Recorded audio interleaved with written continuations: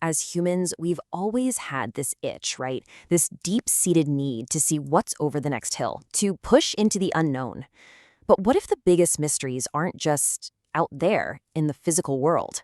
What if they're also right in here, inside our own minds? Today, we're going to look at two completely different kinds of frontiers. So what does that really mean? What are our actual final frontiers? Is it the stuff we can touch and measure, like the unexplored depths of our own planet? Or is it something more intangible, like the hidden potential of our own consciousness? Let's dive in. Okay, first up, let's explore a frontier that's very, very real and unbelievably deep, our own oceans. We all kind of learn this number in school, but it's still staggering when you think about it.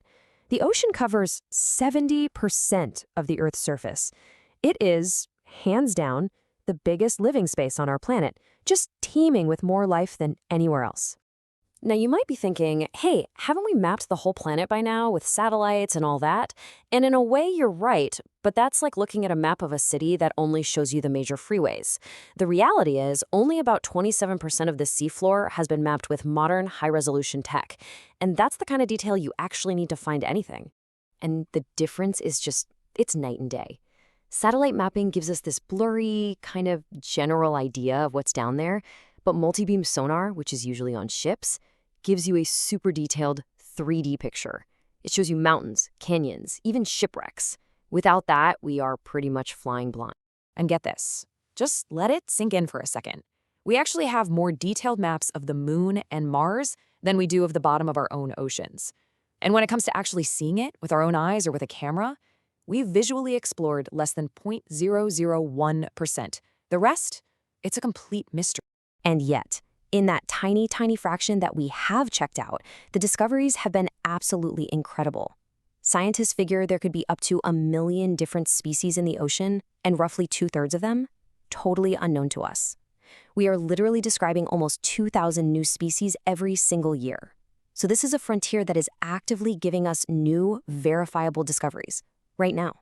All right, so let's shift gears. Let's pivot from the outer world to the inner world. Our second frontier is, well, a whole lot more controversial. We're talking about the human mind and the field that studies its supposed hidden powers, parapsychology. So what is it exactly? Well, parapsychology is the study of so-called psychic phenomena. Things like extrasensory perception, ESP, and psychokinesis, which is the idea you can move things with your mind. And the field covers a lot of ground. We're talking about everything from telepathy, mind-to-mind communication, to precognition, which is knowing the future, clairvoyance, psychokinesis, and even things like near-death experiences and reincarnation. It's a pretty broad spectrum. And listen, this isn't some new age fad that just popped up. The search for real evidence of these abilities, it's been going on in a pretty organized way for a very, very long time. The formal search really goes way back. The Society for Psychical Research was founded all the way back in 1882. By the 1930s, J.B. Rhine had a lab dedicated to this stuff at Duke University, and it wasn't just academic. From the 70s to the 90s, even the CIA got involved with its Stargate project, trying to see if remote viewing could be used for spying.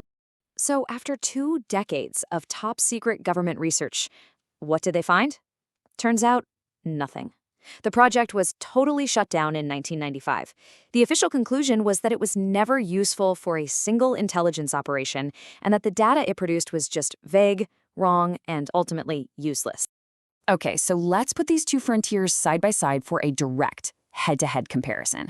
How does the search for new creatures at the bottom of the ocean stack up against the search for psychic powers?